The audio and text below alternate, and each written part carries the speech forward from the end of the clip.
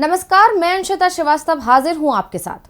दोस्तों, आज की स्पेशल रिपोर्ट में हम चर्चा करेंगे एक ऐसे मुद्दे की जो पिछले कुछ समय से सुर्खियों में बना हुआ है, जिसने कई बड़े सवाल खड़े कर दिए हैं। जी हां, हम बात कर रहे हैं देश में तीसरे मोर्चे के बनने की सुगबुगाहट की।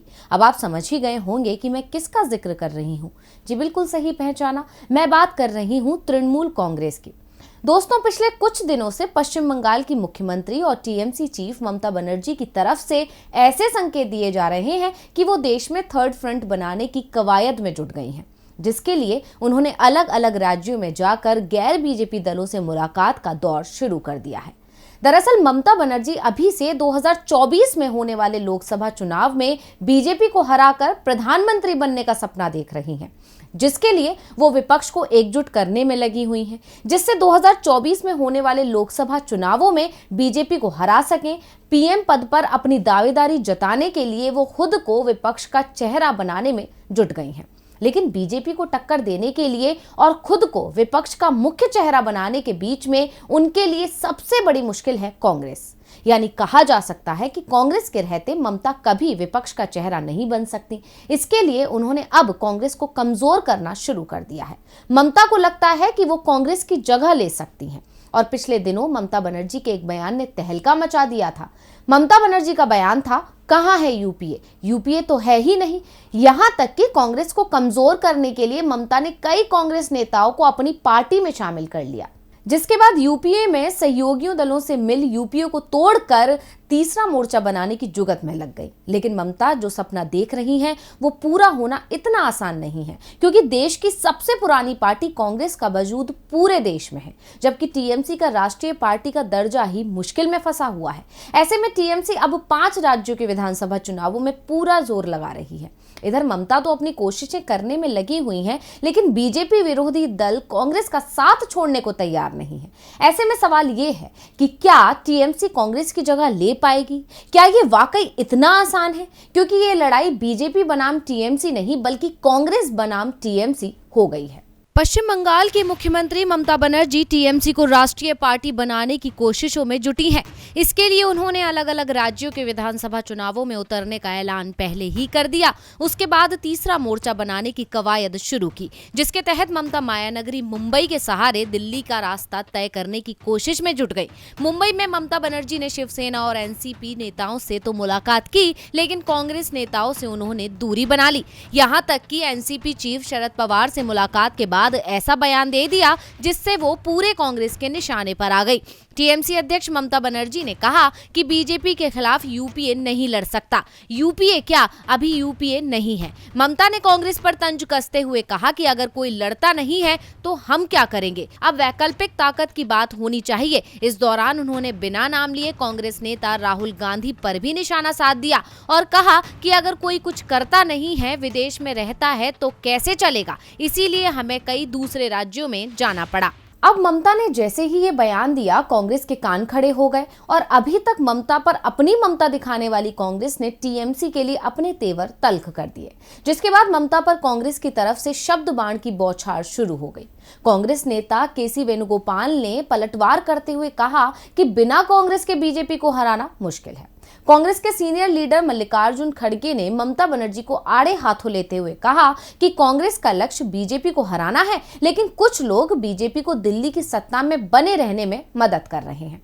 हालांकि ममता को इन बयानों से कोई फर्क नहीं पड़ा और वो अपनी कोशिशों में लगी रही। लेकिन इसी बीच एक ऐसी खबर आई जिसने ममता को झटका दे दिया, और वो खबर आई शिवसेना कैंप से। शिवसेना ने अपने मुखपत्र सामना के जरिए कांग्रेस का साथ ना छोड़ने के संकेत तो दिए ही, साथ ही ममता को नसीहत भी दे डाली कि वो जो सोच रही है वो फिलहाल तो नामुमकिन है, और वो तीसरे मोर्चा बनाने की कोशिश में जुटी ममता बनर्जी से सहमत नहीं है। शिवसेना ने अपने मुखपत्र सामना में कहा कि दूसरा गठबंधन खड़ा करना केवल भाजपा को मजबूत करना है। ममता बनर्जी जब मुंबई पहुंची थी तो वो महाराष्ट्र के सीएम उद्धव ठाकरे से भी मिलना चाहती थी, लेकिन सीएम उद्धव ठाकरे ने तो ममता से मिलने से ही मना कर दिया। कहा गया कि उनका स्वास्थ्य सही नहीं है। संकेत तो उसी वक्त मिल गए थे कि वो ममता के साथ नहीं आना चाहते, लेकिन ममता के बंगाल वापस लौटते ही इस बात पर मुहर लग गई। शिवसेना ने मुखपत्र सामना में ये भी लिखा कि नरेंद्र मोदी की बीजेपी को आज एनडीए की जरूरत नहीं है, लेकिन अभी भी विपक्ष के लिए यूपीए जरूरी है। सामना में छपे लेख में लिखा गया कि ममता बनर्जी की राजनीति कांग्रेस के हिसाब से नहीं है। पश्चिम बंगाल में उन्होंने कांग्रेस, लेफ्ट और बीजेपी का सफाया किया, ये सही है, लेकिन कांग्रेस को राष्ट्रीय राजनीति से दूर रखकर राजनीति करना मौजूदा फासीवादी शासन को बल देने के समान है। मोदी और भाजपा चाहती है कि कांग्रेस पूरी तरह से खत्म हो जाए, लेकिन मोदी और भाजपा के खिलाफ लड़ने वाले लोगों का भी ये एजेंडा हो कि कांग्रेस खत्म हो जाए, ये बेहद ही परेशान करने वाला है। अपने मुखपत्र सामना के जरिए तो शिवसेना ने अपनी इच्छा जाहिर कर ही दी थी कि वो कांग्रेस से दूरी नहीं बनाना चाहती और ममता के साथ नहीं आना चाहती, लेकिन इसके बाद शिवसेना ने और बड़ा कदम उठाया और शिवसेना सांसद संजय राउत कांग्रेस सांसद राहुल गांधी से मिलने दिल्ली आ गए, जिससे ये साफ हो गया कि शिवसेना कांग्रेस के साथ नजदीकी बढ़ा रही है। ममता के लिए ये पहला झटका था, लेकिन ममता को एनसीपी से अभी भी उम्मीदें थीं कि एनसीपी उनका साथ देगी और उसके सहयोग से तीसरा मोर्चा बनेगा, क्योंकि जब ममता ने यूपीए को लेकर विवादित बयान दिया था उस वक्त उनके साथ एनसीपी चीफ शरद पवार भी मौजूद थे और उनकी चुप्पी ने संकेत दिया था कि वो ममता की बात से पूरी तरह सहमत है। लेकिन अब ममता को एनसीपी की तरफ से भी निराशा हाथ लगती दिख रही है, क्योंकि जब कोई ममता के साथ आने को राजी नहीं, ऐसे में एनसीपी ने भी ममता की तरफ बढ़ते अपने कदमों को पीछे खींच लिया है। पहले शिवसेना ने ममता बनर्जी को करारा झटका दे दिया और दूसरे गठबंधन से दूरी बना ली, जिसके बाद एनसीपी और ममता का रिश्ता मजबूत होने से पहले ही टूटने लगा। दरअसल लोकसभा चुनाव 2024 के लिए कोई तीसरा मोर्चा नहीं बनेगा।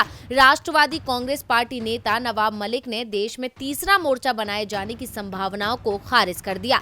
एक प्रेस कॉन्फ्रेंस के दौरान एनसीपी नेता नवाब मलिक ने कहा कि देश में तीसरे मोर्चे की कोई आहट नहीं है। जितने भी गैर बीजेपी दल हैं उन्हें यूपीए के तहत लाने की जोर शोर से कवायद हो रही है। उन्होंने आगे कहा कि टीएमसी सुप्रीमो ममता बनर्जी को भी यूपीए में लाने की कोशिश की जा रही है।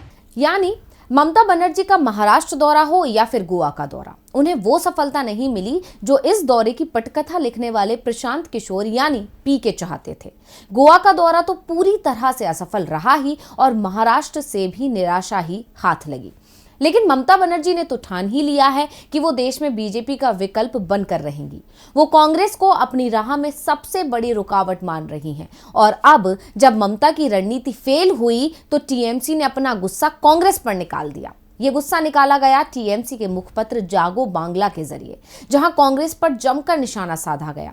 साथ ही टीएमसी ने ये संकेत भी दे दिए कि उसने अपना फैसला नहीं बदला है। दरअसल टीएमसी ने कहा कि कांग्रेस मुख्य विपक्षी पार्टी थी, हालांकि वो बीजेपी को रोकने में नाकाम रही। बीजेपी से लड़ाई करते करते कांग्रेस थक चुकी है और आंतरिक कलह से भी जूझ रही है। मुख्य विपक्षी पार्टी होने के नाते कांग्रेस को जो कुछ भी संसद में करना चाहिए वो कर पाने में सक्षम नहीं है। इसलिए अब टीएमसी ने मुख्य विपक्षी पार्टी का तमगा ले लिया है और तृणमूल कांग्रेस ही असली कांग्रेस है। अभी तक टीएमसी ने पश्चिम बंगाल के अलावा गोवा, मेघालय, त्रिपुरा, असम और हरियाणा में अपनी पहुंच बनाई है। कई कांग्रेस नेताओं ने कांग्रेस का हाथ छोड़कर टीएमसी का दामन थाम लिया है, लेकिन सिर्फ कार्यकर्ताओं को अपनी पार्टी में शामिल करने से टीएमसी कांग्रेस की जगह नहीं ले सकती और देश के लिए बीजेपी का विकल्प तो बिल्कुल नहीं बन सकती।